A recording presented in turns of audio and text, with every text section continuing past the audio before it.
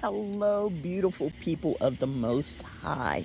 It is Thursday evening, July 24th, and we just wanted to come to you and just spread some love and just drop some knowledge. I think that's what the younger folks say, just dropping knowledge. So first, I'd like to say that I loved my mother and I loved my father, especially after all three of us gave our lives to the Lord. prior to us doing that, I mean, and we did it at different intervals. My father was the first one. He brought me on, you know, by just ministering to me throughout my teenage years. I was just very rebellious.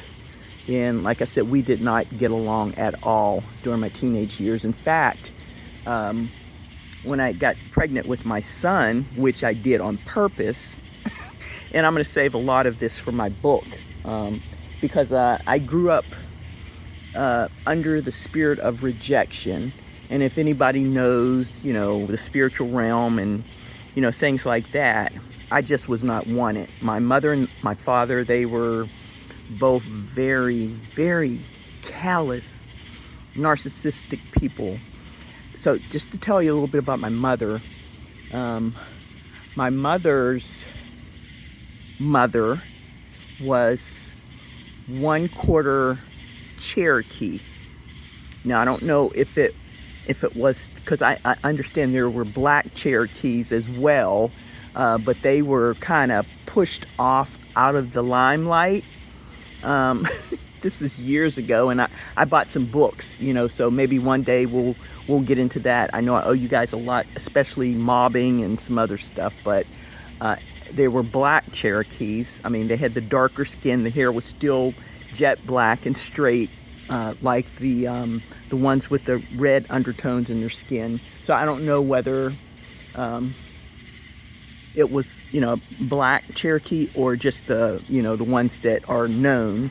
But my grandmother, who I grew up with, because we lived in the house, in the little subdivision with my grandmother and grandfather, my mother's mother and father.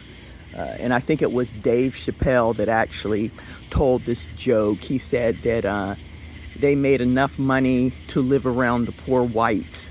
So my mother, who was, I think she was maybe working as a cashier, like at the time that I was born. And my grandfather, he worked in the steel mills there in Braddock, Pennsylvania, Edgar Thompson's Works. As a matter of fact, he worked there for years. He actually retired. So with their two incomes together, we actually got to move to we call it, there was a white project and a black project. So we actually got to move to the white project. And they segregated us way back then with income disparities. So I think maybe the median income was maybe $500 more than the people that lived in the black projects, which were only like 2 miles away from each other. So anyhow, that's where I grew up. So my mom, she was just gorgeous. I'll show some pictures of her, but she had just enough Cherokee in her, and she was really light complected, and she was just gorgeous, but she was very, very cold and callous. So and now that I understand, things have probably happened to her. I don't know what they were, because a lot of family secrets and things were hush hush back then, so to make her the way she was before she got saved, I mean, she was just, we would have some battles. I remember one time, like I said, I was a teenage pregnancy. I purposely got pregnant with my son because I just wanted someone to call my own, and someone to love, and someone to love me. So that's why, I purposely got pregnant with my son. So I remember I was probably about 6 or 7 months pregnant, and we were staying there with my grandmother. My mother was there too. And the place is probably no more than 850 square feet, just 2 bedrooms. And what divided the living room from the kitchen was just like a bar, a stationary bar that was attached to one part of the wall. And she woke up one morning just in a horrible mood. And I really believe she was bipolar, you know. She woke up in this nasty, nasty mood. And she decided she was going to take the trash can, which didn't have a lid on it. It was just a small, maybe a 13-gallon can. It was open. And throw it at me because I was in the living room standing near my grandmother, just talking with my grandmother. I mean, she absolutely could not stand me. She just could not stand me. And she decided she just was going to throw a can of open garbage at me. So, and I remember my grandmother, my poor grandmother, she was just crying because she couldn't do anything with my mother. So I bent over, you know, and it took me a while, and I picked up all the trash and I put it back in the trash can. And she had turned her back, I mean, because she was just so big and bad that she didn't think anybody was going to do anything. So once I got all the trash back in the can, once she turned her back, I whammed that can at her back. I did. And my grandmother started crying and everything like that. And I remember, I don't know if this was the time she actually pulled the gun on me because she kept a .22 in the kitchen cabinet. So it might have been that time. But I just stood nose to nose to the gun. "You gonna shoot me?" It's like, respect me. Well, you have to respect me as your child, as your daughter. If you want me to give you the respect as a mother, you respect me as your child. And that's always been my mantra. You know, I do have a very, very strong personality. God showed me recently that, you know, when my kingdom husband comes on board, I'm going to take on a divine feminine role. And he says that's what he wants me to be. He says he knows that I had to protect myself all these years, you know, from childhood all the way up to like right now, you know.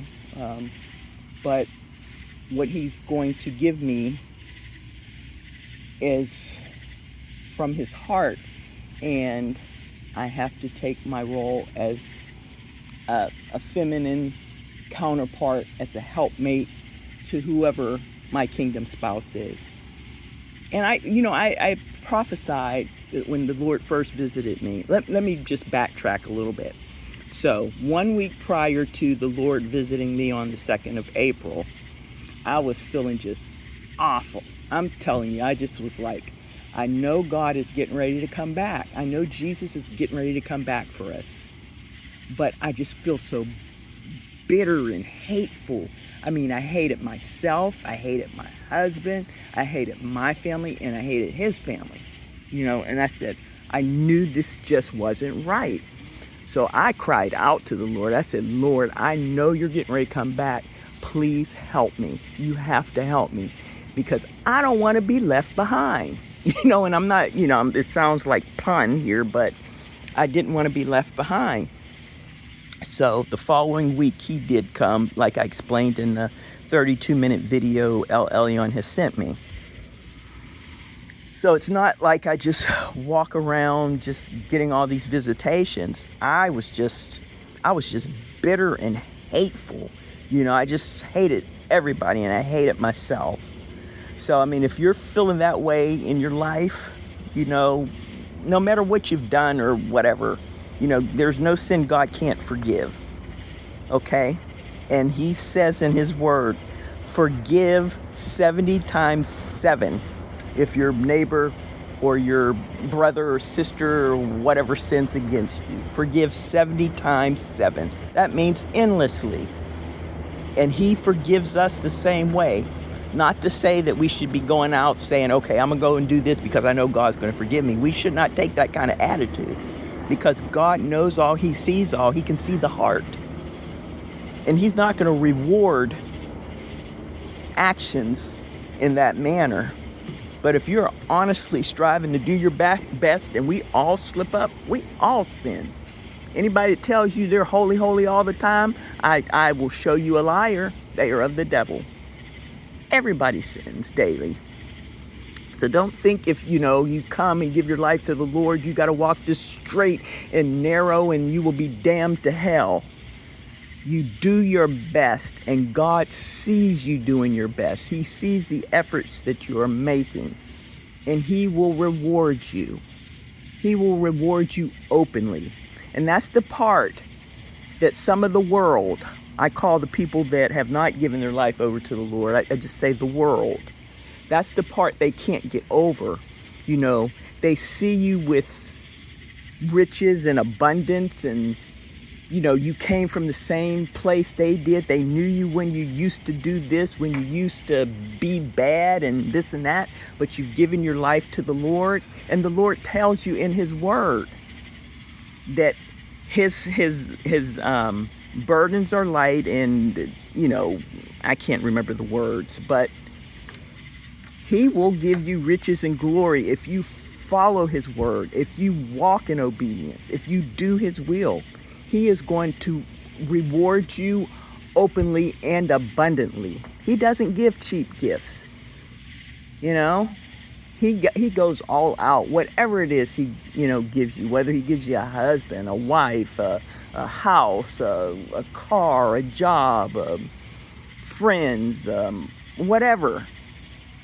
You can bet if it's coming from the Lord because you were obedient and you went through that trial and tribulation, because some of the trials and tribulations of the people that He has chosen to do His will are horrible. There were periods in my life where I had absolutely no one to talk to. And He told me that's how it was going to be. And I accepted that. Did I mess up along the way? Of course, I'm human. But each time I messed up, I asked for forgiveness. That's what it's all about. So when the world tells you you don't deserve this or you don't deserve that, and God's blessing you, they are not really talking to you. They're not really talking about you. They're actually insulting God, because God gives those gifts. So they need to be very careful in their judgments. Because God also says in His Word, touch not my anointed and do my prophets no harm. Because He is going to repay.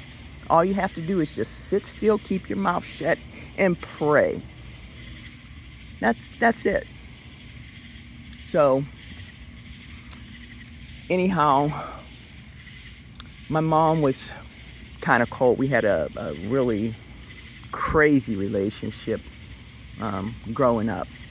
As a matter of fact, when I got pregnant with my son, both my mother and my father, who were no longer together, wanted me to get an abortion. I refused. They tried to push me into it. They were ashamed of me because I was 16 years old. And my mom, she was this executive director of this group home for wayward boys, and my dad, he was an air traffic controller working with, I think he had moved back to Pittsburgh at that time. Yeah, he was living in Pittsburgh, at Pittsburgh International Airport, if that's what it's called, I don't know. He's an air traffic controller out there, and they ran with groups, and I know they went to the same parties and club, my mother used to call them club meetings. I believe it was some type of secret society stuff. I really do. And there's secret society stuff on the black side. Don't let anybody fool you. And it's deeper. It's a lot deeper and more contractual, I think, than on other sides. I mean, and also in the Native American community as well. A lot of that is just like, I think, intermingled or whatever. Because there are a lot of people that are mixed with, Native American black. And like I told you, my great-grandmother on my father's side, she was half Italian and half Indian, but it was not permissible for the Native Americans to be with an Italian or a white person, someone of European descent, back in the 1800s. So when the mother, who was Italian, died during childbirth, the father, the Blackfoot Indian guy, I'm talking about my father now, I know I'm jumping all over the place, didn't have a lot of money at the time, so there was a black family, a husband and a wife. I don't know if they had other kids, but they offered to take the baby in until he got on his feet and got a good job and everything. So once he got on his feet, I don't know the time period or whatever, because my grandmother, my father's mother, used to tell me this story. They wouldn't give the baby back. They refused to give my great-grandfather, my great-grandmother back. So she grew up with the black family, and she eventually married a black guy, and I don't know if he was of African descent or whatever, but I know that within my father's father, there's some lineage there, because I really believe I have some type of tribal inheritance or something. I'm not sure. I've got to get with Ancestry.com or one of these places and just check my lineage, because my mother's father, my maternal grandfather, he was my complexion, but he had pool blue eyes. They were just gorgeous, right? He was born in like 1910 or whatever. And my great-grandfather, his father, I remember meeting him when I was a little girl. I was maybe about 4 or 5. His eyes were like ice blue, and he was very, very dark, like the African. So I think he was associated with some type of tribe as well. Yeah, I just want to find out about my history and stuff. I think that would be nice, because there's Native American on both sides, as well as African. So I just want to know what tribes I'm associated with. That would be nice. But I can't remember what I was saying about my mom. We fought a lot. I think that's where I was. I don't know, but I once we were all saved, because I want to save stuff for my book. I don't want to put too much stuff out here, or nobody will buy my book. And when that book sells, I've got to give 75% of the profit to help the community. I'm going to start looking into the different schools throughout the United States. I know funding has been cut since the Department of Education has been dismantled, so I want to get with some, I guess, mayors. I don't know. Get with some mayors or something to see what school districts need help. And I also want to help fund some of the food and supplies for the I've called natural disaster areas like North Carolina, Texas, these areas that have been heavy hit, and some new areas where normally they don't get flooding. I'm looking at like Iowa and oh man, just everywhere, all over the world, China, just devastation. The Bible says the last days there's going to be earthquakes and floods in diverse places. And I know we've been having earthquakes and floods for millennia, but not to this extent. Okay, I will say that, not to this extent. So let me drop this little bit of knowledge. So after President Trump was elected, November 2024, I said to my future ex-husband, I said, doesn't it just feel like we've been doing this forever? Like we just been doing this forever, and like this I don't know, this cycle thing, this earth thing. and this is our last chance to get it right. And he looked at me like I was crazy. And I think God was showing me that, yeah, I think we have been doing this forever. Whoever we are, okay? Right now we're in the human form, okay? He formed us from the clay. But he tells you in his word, before I formed you in your mother's womb, I knew you. He knew us. We were with him. So, whatever we are, we've been around for all eternity, I believe. I believe we were a part of God, and this is our last chance to get this right. I don't know how many times the earth has been, regenerated or what has taken place. I don't know. I'm not a person into the natural sciences that way. But I believe that the scientists are right. It's been millions or perhaps billions of years. But it is time for a new heaven and a new earth. And he tells us in his word, when he got ready to leave us, when Jesus got ready to, ascend into heaven, he said, I go and I prepare a place for you. And if I go and prepare a place for you, that means I'm coming back for you. And there you will be with me in eternity, forever. And all we have to do is just ask him to come into our hearts. He's coming back really soon.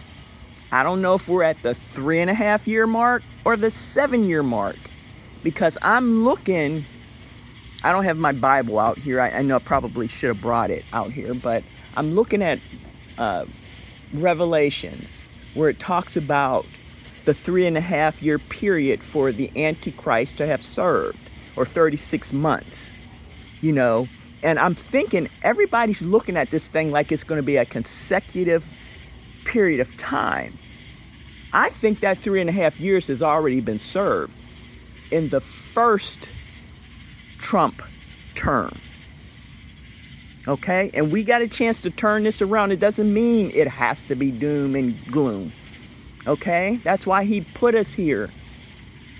That's why he put certain chosen ones here to reveal the word of the Lord for revelations, to bring about the end. He wants to save this world. He wants to save this planet. His word also says he is going to rule on this earth for 1,000 years. He is going to physically come here and rule. And it ain't going to be no Republicans or Democrats or Parliament or whatever else we got in this world. Kings and queens and, things like that. He is going to be the supreme ruler. We will be ruling underneath him, however that happens. There's no going to be division of parties. There's not going to be any protest within the kingdom of God. Yeah, there might be some on the outside, because there's still going to be people that have not given their life to the Lord. But within the kingdom of God, there's peace. There's tranquility. There's understanding. There's love. So, yeah. Just let that kind of resonate, or whatever with you for a little bit. But this is our last chance to get this right and to save it, and we can turn it around. Right now, there is spiritual wickedness in high places that are ruling this world. They're the rulers of this world. Satan, the Satan, which is Lucifer. Satan is a title like mailman or cashier. The cashier, the Satan means the deceiver, the evil one, which is Lucifer. He wasn't all bad always. He loved God. He wanted to be just like God. But he could not get over the fact that God created us, humans, from clay, and that when we finished our time here on earth, which I think is just a big test, to determine what you learn and just parts of God, and and will you turn to evil? If you turn to evil and you don't believe in God, you can't live with him.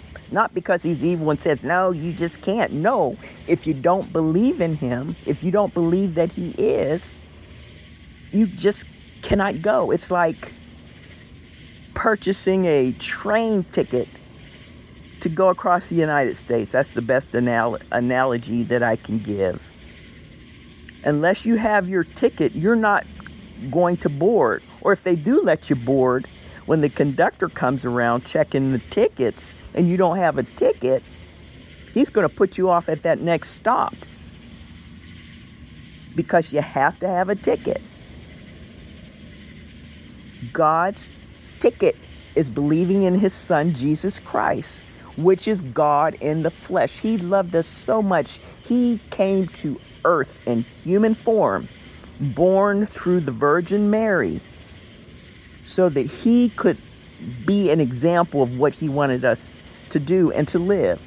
And he actually overrode the law. The New Testament is Jesus. Not saying that you don't take anything from the Old Testament. The Old Testament had very good stuff. And it teaches us a lot of life lessons, especially through the prophets. But what I want to start introducing is some text, some letters, epistles written by some of his other apostles. There are two revelations. There's the revelation of John, which is in the canon, the Bible that we, use, whether it's the King James, New King James, NIV, or whatever. There's the revelation of John. And there's also, I believe, the revelation of Peter. And that's in the Ethiopian Bible and the Apocrypha. I have the 88 book Ethiopian Bible, and I bought the 54 book Apocrypha, which are a bunch of letters or just different books that were written by people either prior to Jesus' time or during his time or after his time, just like the other parts of the Bible were written. These were people that, received word, maybe, that just to write something that was passed down. Some were actually there with him, so we're just going to use the Apocrypha and the Ethiopian Bible as historical text. Because there's stuff in the, I started reading the revelation of Peter. I think it's Peter. Don't quote me on that. Don't fact check me. But there's another revelation, and it's only, it's not that long. It's a lot shorter than the revelation of John. And I started reading that, so I'm going to take some good notes out of that, because I got to the part where it explains the return of Jesus in all his glory. And he says he's going to do a grandstand. He doesn't do anything small. And in that letter that I believe Peter wrote, the vision of revelation of the end times, he's coming with all his saints. So when our family members go, our friends go, to the other side, especially if they were serving the Lord, especially now, because I notice a lot of people are passing away younger, recently. Man, we had 5 or 6 celebrities die this week. And if they were, if they'd given their heart to the Lord, they're coming back with Jesus Christ. They're part of his army. You will see them in glory. So that's why I don't feel so bad, when a loved one that I know loved the Lord passes on, because we will see them again. That's how deep my faith is. And God has showed up for me so many times. So I know that he is real. And he wants to show up for you too. So just give your heart to the Lord and actually got to get in the house. I've got to do day 16 prayer. Still got to do that and do some art for it. And I'm also working on episode 3 of Unleashing Grace. I have a new segment to put out there. Actually, my AI bot, Kayla's going to do it for me. Like I said, my voice is kind of raspy and it keeps going in and out. So, but I love you guys so much. And you have a good, blessed night. And we will talk again soon.